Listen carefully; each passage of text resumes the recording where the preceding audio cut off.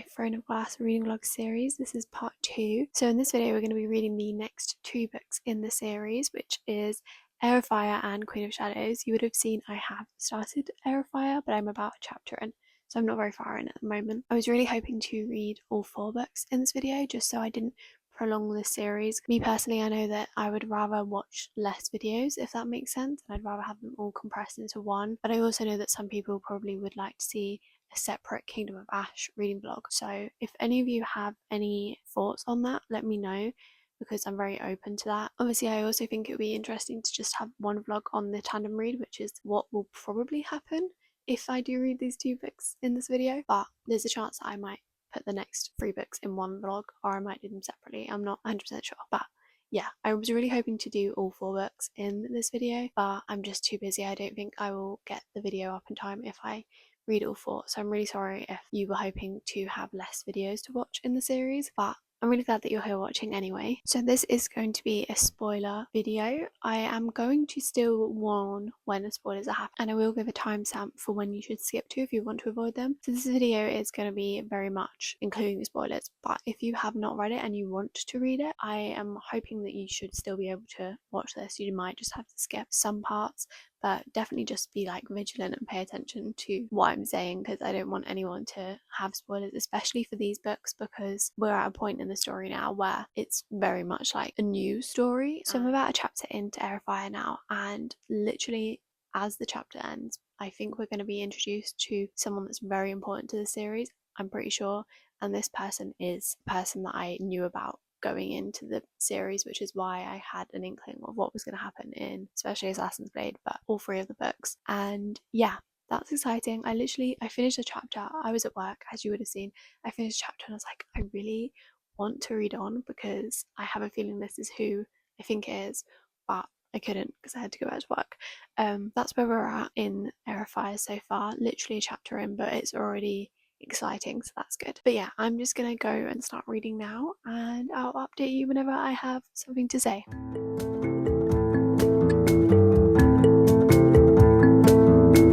I'm up to page 50 something, I think, which is chapter 10. I have said this, I think, in a few videos now. I am in a bit of a slump. It's not really like a reading slump per se, it's just a bit of a life slump because I've started this new job. I just feel like I don't have enough time to read, which is sad, but I have been reading this last night and a little bit this morning, and I have kind of got back into the groove of it. So far we've had lots of different perspectives, which has been really fun.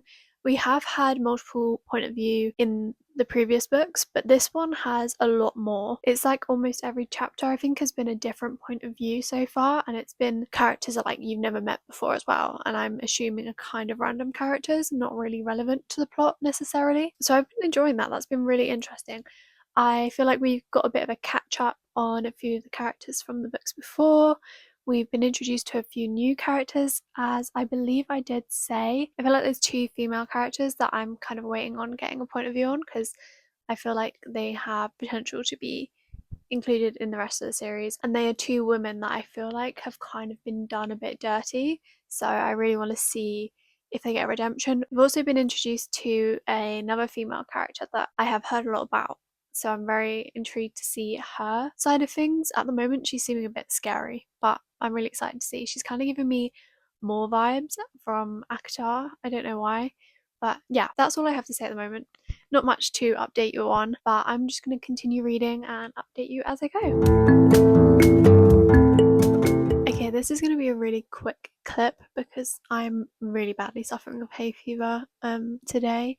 My nose is very blocked, my throat is really hurting. I don't think you can really see in this clip, which is good, but my left eye in particular is like just watering a lot. It doesn't feel good. Anyway, I have not even got that far into Heir of Fire still. I think I'm 200 pages in, but the only way I've been able to read it has been listening to it whenever I have free time. So I have been listening to it and I have been enjoying that. I think it's good because it's the only way I'm going to get through this book. And that's not because it's bad, it's just because of everything going on in my life at the moment. Yeah, I am kind of liking the audiobook. I had a bit of like mixed feelings about it because I also listened to Daughter of No Worlds, and whilst I did enjoy that book, and I think the audiobook was good. I think I would have liked the book more if I had read it, and I don't want to feel that way about Heir of Fire. I'm going to read a bit more physical book now and let you know how that goes. I'm also really out of breath from just saying all of this, so I'm going to go.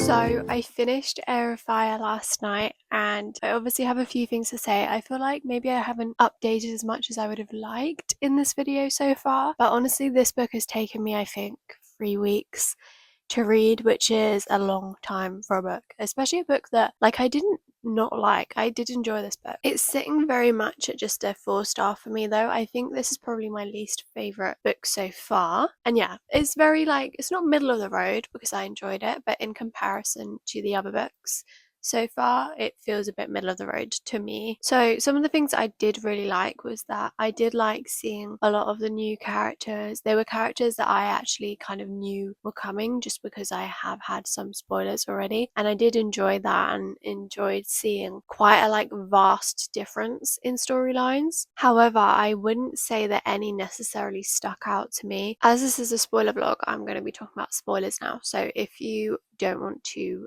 listen to spoilers, skip a bit. I found Manon's story very interesting at the start. I really liked seeing such a different point of view in the books, and she seems like a very cool character, I guess, and I'm very intrigued to see where her storyline goes. But towards the end I just kind of got a bit bored of it, and I wasn't really interested in the fighting on the wyverns. It's just not really something that I'm interested in, so those chapters I did start to skip over a bit. I know someone died. I don't really I was skimming over it.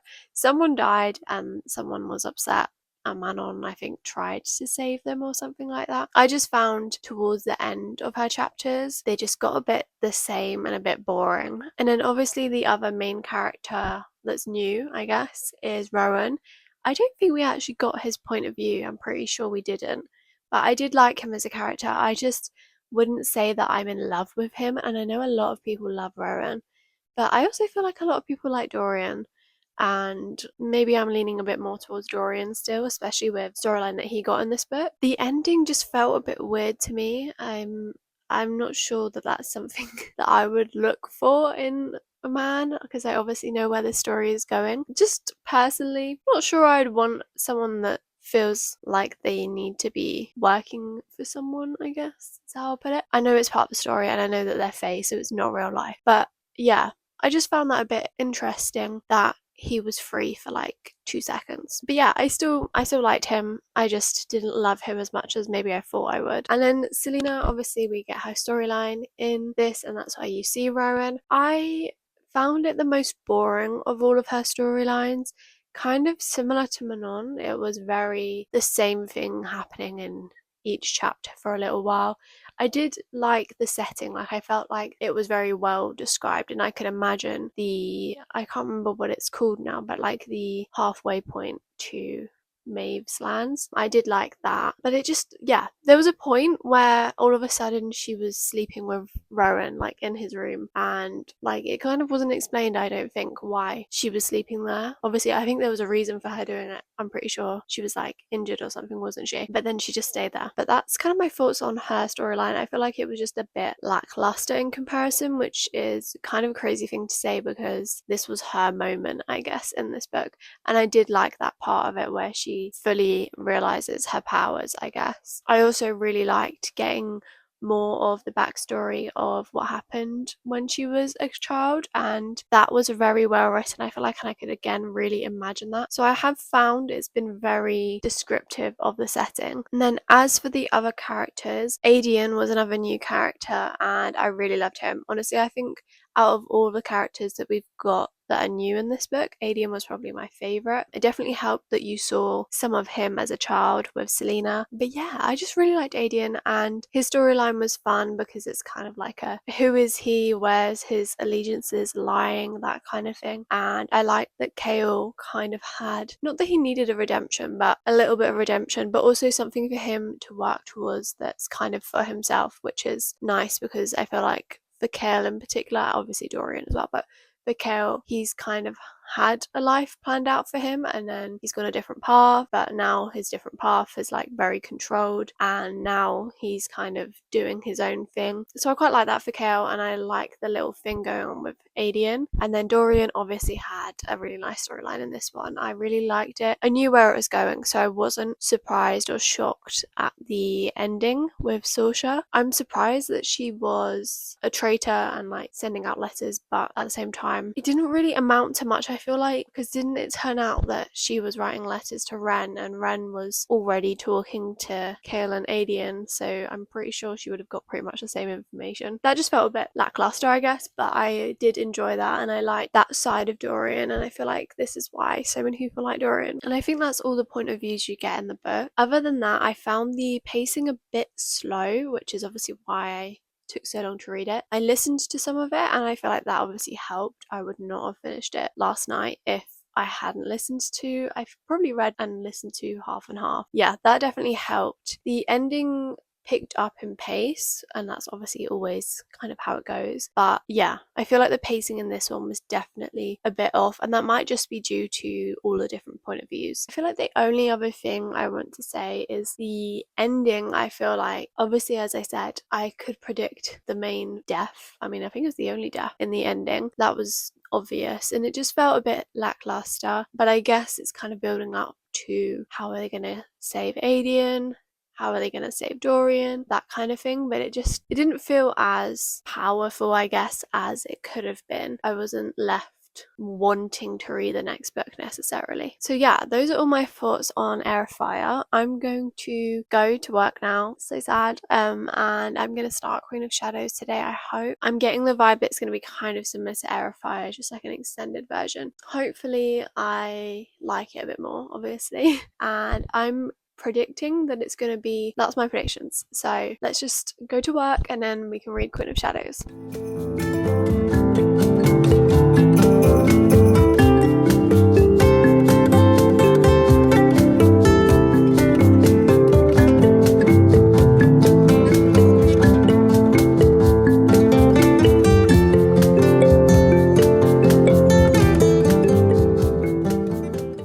So first of all, I want to say please excuse like my voice and my appearance right now because I'm really struggling with hay fever and I might sound a bit nasally right now. I'm not really sure because I can't really hear. I'm about 106 pages into Queen of Shadow now, which is up to chapter 20, I believe, and we've kind of just had the first big thing happen in the book, so it's quite a long way in for the first thing to happen, really. But we've been reintroduced to a lot of the characters that we've already seen, and then also one of the characters that I was talking about that I really wanted to see. Actually, no, we've seen both. The two female characters that I was hoping we would see more of have both come up in this book, so that is exciting. But I am going to talk about spoilers now, so I'll put a little thing to skip forward to, because I feel like there's a lot to talk about. I really loved Adian so far. Like, we haven't really had many chapters from him, but I just feel like he's so loyal, and I feel like he's just like one of the types of male characters that I tend to normally like, because he's very loyal, but he's also like able to shut himself off. Okay, apologies if the angle just changed, my phone fell, so that's fun. But I was just saying about Adian, I also feel like Adian might be someone that dies later on. I don't know. Hopefully that's not true because, as I said, he's becoming one of my more favourite characters. But I'm kind of getting that vibe that he might kind of sacrifice himself in some way. That's the vibe I'm getting. So hopefully that doesn't happen. And another thing is, Kel has definitely been more annoying in the last couple chapters that he's been in. I've seen online that a lot of people really hate Kale, and I've never felt like I hate him, but I've also never felt particularly attached to him. Like, he's just there, he's just a man. But in these last couple chapters that we've been like having conversations with him, I have not really liked him. And I don't know if something's changed, but it's just giving like, I don't know what the word would be, but like prejudice, I guess.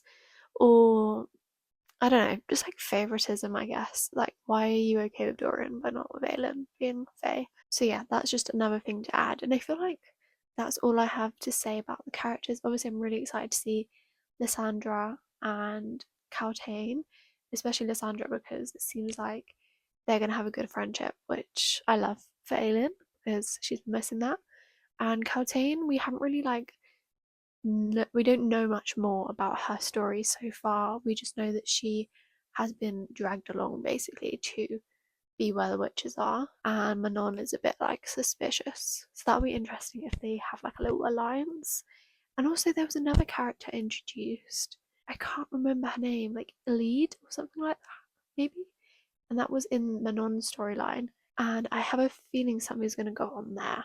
I'm very intrigued by that actually. So maybe Manon's storyline will be better in this book. But yeah, the only other thing I really want to say is that the last couple chapters have obviously been really fun because it's been Aelin saving Adian, and it's just been really fun to see some of the like older characters from like the first couple books coming back and like helping Aelin to do this, and they are all like kind of fighting for the same cause, even though it does kind of feel like sometimes Aelin is a bit fighting for herself, which I'm not a massive fan of, but yeah, I have liked that, and the whole plan obviously has worked out so far, so that's good.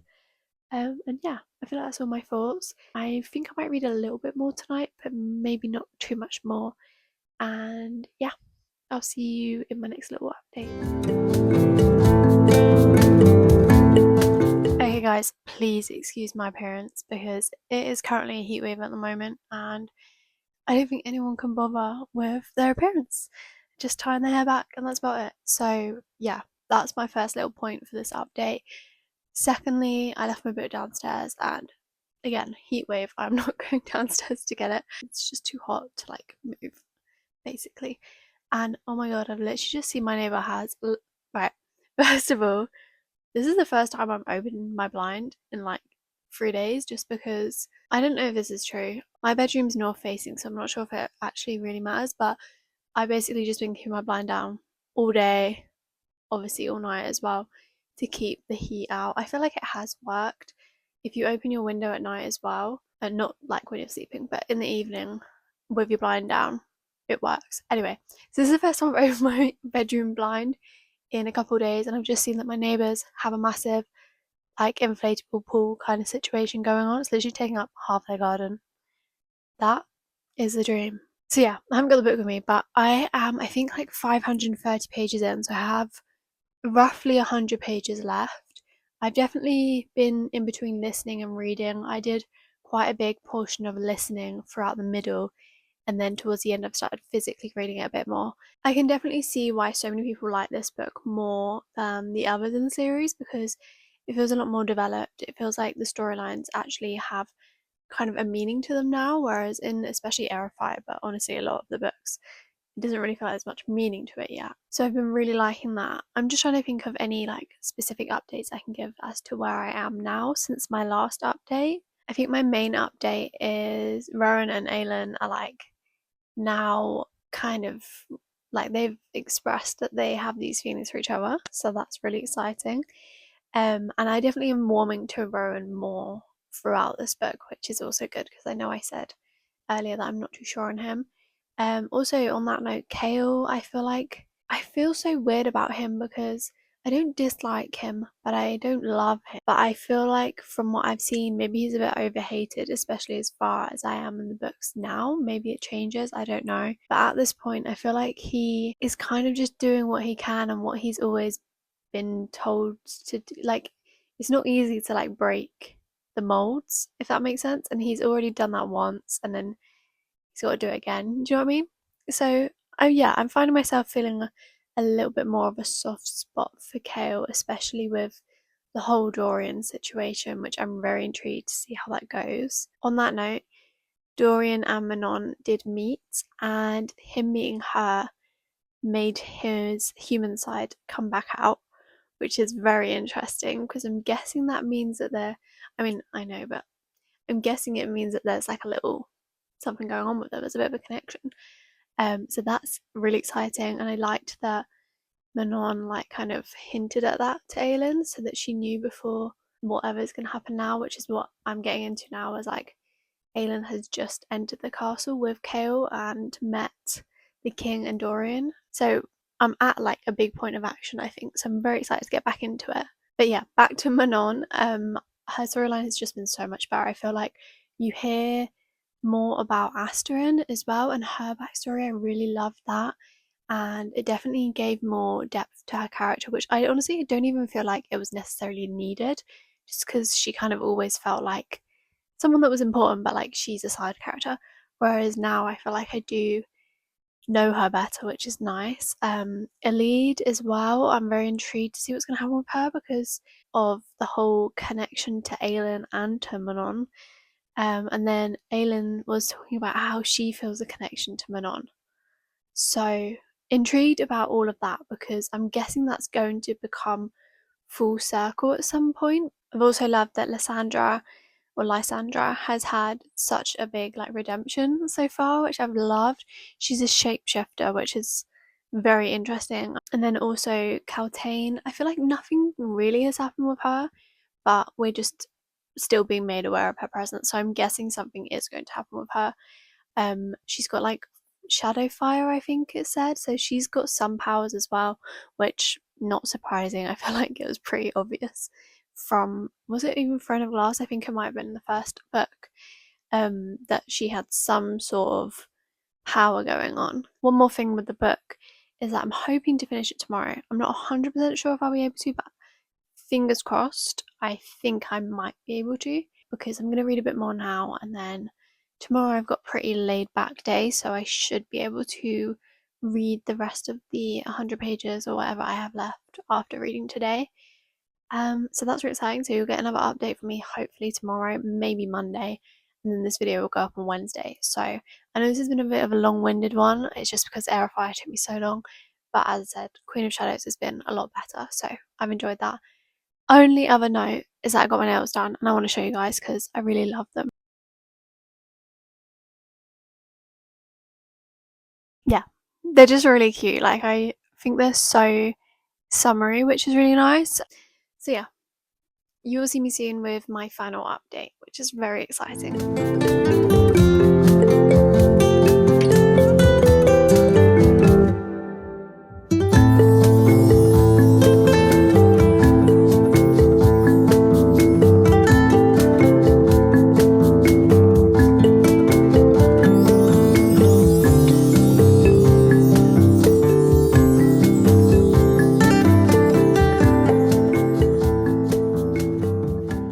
Okay, so it's actually the end of the video now because I managed to finish Queen of Shadows last night.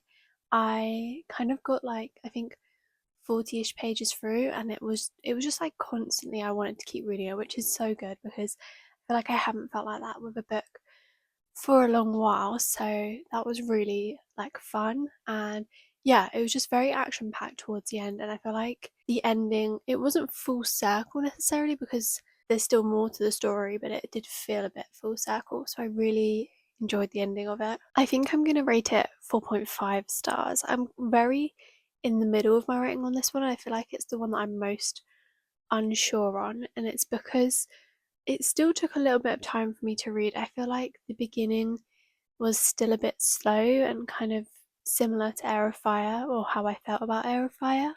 But towards the middle and end, it definitely picked up on the pace, and I really enjoyed it. So yeah, I'm very in the middle. I do feel like it's on similar ground to Crown of Midnight, but I think I preferred the story in this one. But yeah, I'm going to kind of do a little spoiler-free review now, and then I'll go into spoilers after. I think I'm rating it 4.5 stars.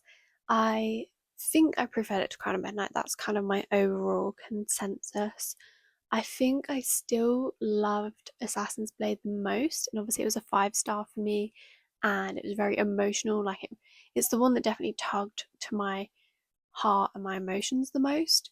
But maybe storyline, this one was better, so that's why I'm literally so conflicted. I wouldn't say this is a 5 star book, but I would say Assassin's Blade is a 5 star book. But Assassin's Blade is a 5 star book because of the emotions. not necessarily because of the storyline, although I did really enjoy the storyline as well. So I think probably you can see why I'm a bit conflicted, because I did really enjoy the storyline in this one. It just didn't give me 5-star feelings. I feel like the growth of Selena in this book is really strong, probably a bit more strong than in Heir of Fire.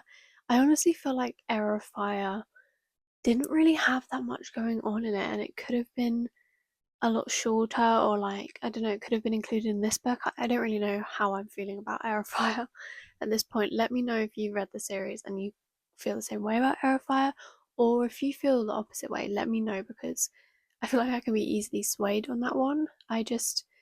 Yeah, I felt like the storyline was not that strong in this one, and in this one it was really strong. So again, I can see why so many people find this one their favourite. Now getting on to the spoilers, I'm going to be talking about specific characters. So as I said, Adian I've been loving, and Lysandra I loved. I loved that she went back to help Aelin and Adian and Rowan. That just felt very in character for her, and I feel like she's kind of in a similar boat to Aelin was in the beginning of the series, where she doesn't really have anyone, and she's a bit of a orphan, I guess. I mean, she kind of was an orphan, but like she's very much by herself, and she's wanting to have her own little family, which is what obviously Aelin has done. And yeah, I've just really liked Lysandra's character. She's really come out of her shell, and we've kind of understood her more. I feel like she was always kind of obviously misunderstood, if that makes sense. But yeah, I love that, and I love that I think something's brewing between her and Adian, and that would be so good, because honestly they're like probably top 3 characters. So yeah, sorry I got distracted, but try and go through like the main characters first, although I feel like for this book it kind of focused more on the characters that we saw in the first couple books and like where they're at now. So that was kind of what I really liked about this book. But anyway, I'll talk about more of the main characters. So obviously, as I said, Aelin had a really good story this book. I feel like she's really grown, and she's still herself, but she feels very different to the assassin that you see in the first couple books. She definitely feels like she's grown up more, which is nice. It's also a bit sad. I don't know.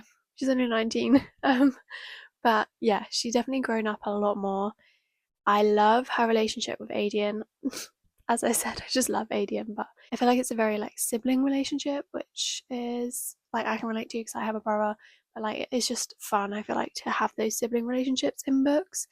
Also, her relationship with Rowan has definitely grown on me in this book. I feel like I'm still not 100% sure like where the boundary was crossed, if that makes sense, but I can see the chemistry, and obviously I'm pretty sure they're mated. Yeah, I'm still very lost, I guess, on when his allegiances changed, why he changed, unless he just always knew that he, like, maybe when he first met Aelin, he was like, oh, we're mated, and maybe that's why.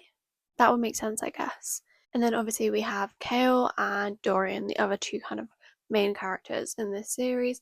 Kale, as I said, been a bit in the middle of him. I feel like he's definitely warmed on me in this book, and I'm very interested to see the next book, because obviously the next 2 books are the tandem read. So obviously we know that Kale is going with Nezrin to the South Continent, I believe, and he needs to get healed, and they're just going to do some like kind of spy work, I guess, for Dorian and Aelin, kind of.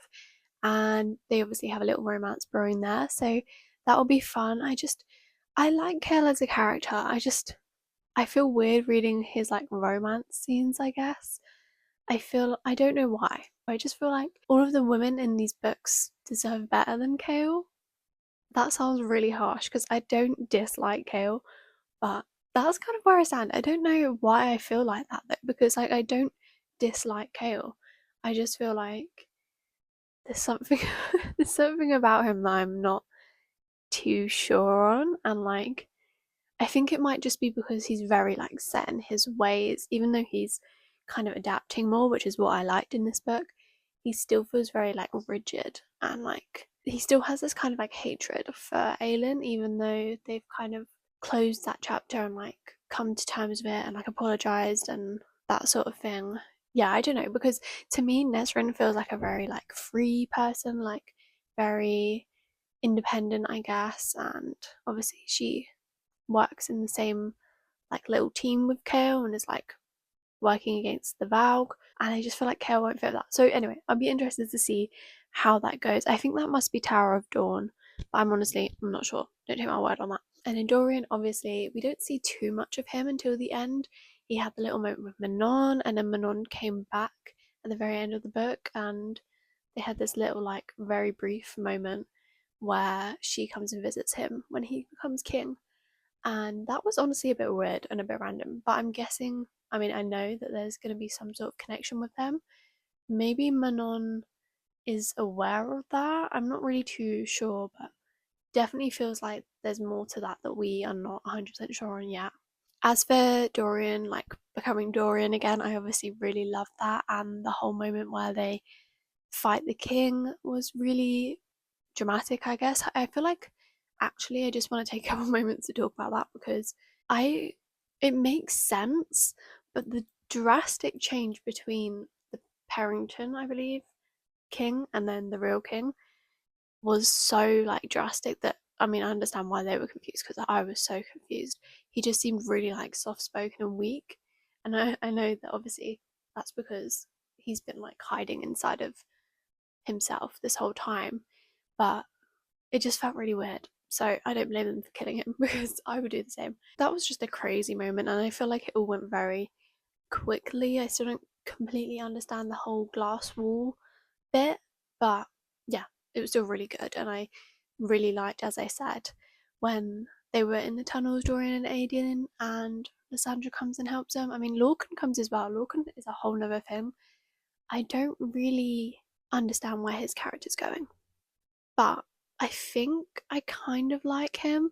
I'm not 100% sure on that. I feel like the moment when Lysandra froze up on him was really funny. I'm not sure how I stand on that because obviously he now has realized that he has this like family connection to Adian, which I feel like means that he's probably going to become a good guy maybe and work with Aelin and Adian.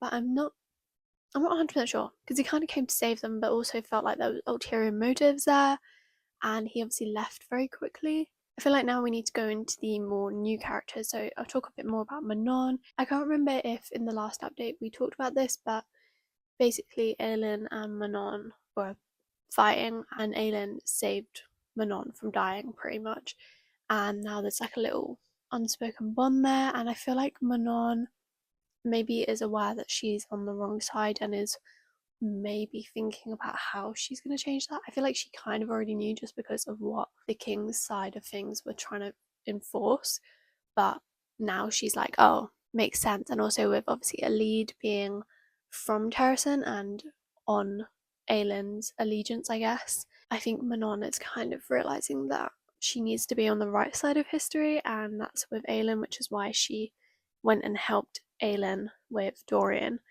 and also obviously why she freed Elide, and Elide is now hopefully going to head back to Terrasen, and that will be a really good reunion. I really hope we see that. I would also just love to see more of Elide because her story is very interesting, and I'm just intrigued to see how it works with the witch and Fae. I believe she might be Fae, or maybe she's human and witch. But anyway, I'm intrigued to see her storyline with things, especially obviously she's injured, so that'll be interesting. Maybe she'll get healed. And then obviously we had Caltain's big moment. Obviously magic is released and Caltain is kind of free. I think it kind of hinted at that she was actually always kind of free, like she had kind of taken over the Valg in her kind of thing. I'm not 100% sure on that, so correct me if I'm wrong. She's stronger than she seemed basically, and she's kind of playing into the role of like not being there kind of thing. And so yeah, she had her little like sacrificial moment, I guess, but also like Manon said, it wasn't really like she was helping them necessarily. Obviously she would have preferred for Manon and the witches and Elide to make it out of there, and obviously for Elide to give the message to Aelin or Selena. At the same time, she just wanted to be free, and she was going to do what she wanted to be able to be free. So I did like that moment, but yeah, it felt a little bit lackluster, I guess. I would have liked to see her reunite with Aelin and see how that went, but also at the same time, she's such a unique character that I feel like it did make sense for her character. And I like that she obviously remembered what Aelin did for her. So yeah, I feel like that's all the characters and everything I want to say. As I said, the ending was very full circle. She's even back with Fleetfoot, which I love because obviously we haven't seen Fleetfoot for a while, like properly in the story. So I love that. I just honestly, I really enjoyed this one. I feel like the storyline was so much better. Obviously, I'm intrigued to see what happens with Aelin and Dorian being like rulers, but I'm very intrigued to see what happens with Manon and the Blackbeak Witches because I feel like they're very unsure of where they go from here now, especially because obviously the king has died and now Dorian is the king, so do they still have to like complete the tasks basically that the king had bound them to, or are they free? Obviously there's other things going on with that and they don't want to partake in some stuff, so it'd be very interesting to see that side of things. That's probably my main intrigue for the next books. I do feel like obviously maybe Manon's gonna kind of, I think she's gonna fall in love with Dorian and I think obviously that's gonna lead to the witches taking Dorian's side, which I assume will also be Aelin's side. Um, so I obviously can kind of see where the book's going. But yeah, I feel like that's all I have to say on Queen of Shadows. So yeah, I finished these two books in this video. These are the fourth and fifth books slash third and fourth books, depending on how you rank Assassin's Blade in the series order. And yeah, I gave Heir of Fire 4 stars and then Queen of Shadow 4.5. I really loved Queen of Shadow, but I found Heir of Fire a bit slow and a bit like lackluster in terms of storyline. But we did get introduced to a lot of characters and I have grown to love a lot of them. So I did like that in both of these books. I feel like also the ending of Queen of Shadows was definitely a lot more exciting for the next books, whereas Heir of Fire maybe wasn't that like exciting, I guess. But I am going to leave this series here for the summer and I'll probably get back to it in September, October time. So you will see the next video around then in this series. I am hoping maybe to do the tandem read and Kingdom of Ash in one video, but no promises on that. As I said in the beginning of this video, it's taken me longer to read these books than I thought it would, and I don't know if that's going to be possible or not. I also feel like it would be fun to just have a tandem read vlog and a Kingdom of Ash vlog because I know Kingdom of Ash is another fan favourite and a lot of people love that one. It's also very long. So we'll see. But this is part 2 of my Friend of Glass reading series. I hope you enjoyed. Let me know your thoughts on these books if you kind of agree with me with the Heir of Fire thoughts. Correct me on anything if I'm wrong because I do feel like maybe I missed out on some things by listening to a lot of these books. And yeah, thank you for watching. I can't wait to see you in the next Friend of Glass reading vlog, which will obviously be a while away now. And yeah, in the meantime, just check out my other videos. I'll be posting more summary videos now, so that's exciting. And yeah, see you in the next one.